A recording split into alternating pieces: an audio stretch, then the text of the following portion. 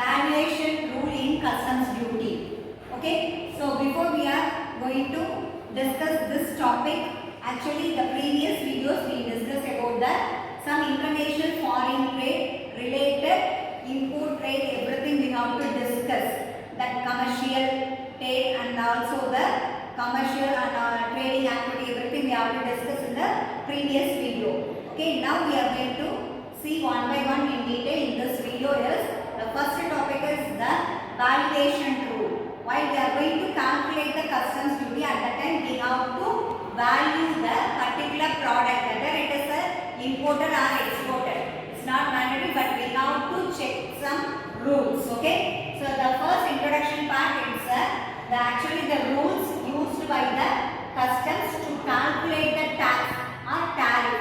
Either the tax or the tariff, we have to use some rules and regulations. Okay, the next, it is actually framed by the customs authority as per the Act, Customs Act 1962. So this is the introduction about valuation rule.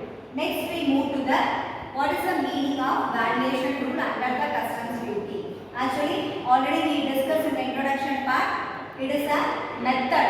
It's a mathematical simple calculation for the assessable value of the goods and services. Okay, whether it is import or export, it's not, we have to check the assessable value. Okay, so the assessable value is nothing but cost, insurance and the freight charges. This is the CIF we have to calculate. It is nothing but the assessable value of whether it is export or importing the goods. This is the valuation rules. Okay, next we move to the, already we told it's the valuation rule we have to calculate for the goods and services.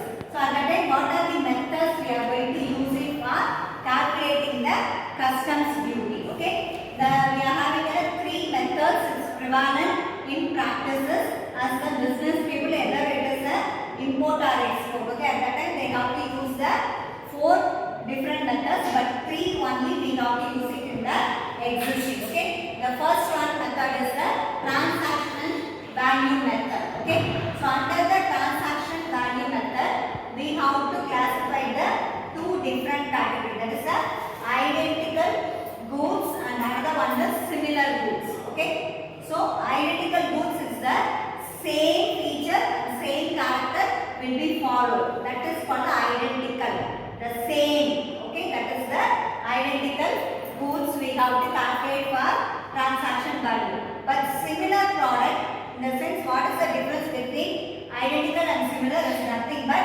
similar is having some features slightly difference between the two products. That is the similar and the identical. Identical, the same character, same function will be followed. But under the similar product, some features will be different. So this is the difference between the identical and the similar goods. So based on that, we have to use the transaction value method. Okay. Then next we move to the deductive value. Okay. So under this method, we have to calculate the tax as per the goods value, and also we have to deduct the some tariff rate based on the percentage. That is called the deductive value method. Okay. Then third one is it is computed value. Okay. So under this method, we have to take the CIF value, that is cost of the product and insurance charges. Whether it's a goods will be in case of any unexpectedly if anything happen at that time, we have to claim the insurance amount. Okay, that amount also we have to inclusive for the valuation of customs duty. Okay, the next freight charges is nothing but loading and unloading charges. Okay, so these all we have to compute it overall under this method, that is called the computed value method. Okay, the next one is it's a residual method. Is not existing in the particular value of calculating the customs duty, but actually in the theory part it's a residual. It's nothing but we have to calculate the depreciation value of the particular goods transacted within the country. Either it is a import or exporting the item. Okay, so these are the four important methods when you are going to value the customs duty. Clear? The first one is transaction value, then second one deductive value method, third one is computed value, and fourth one is residual method. Okay, these are the four important methods. Okay.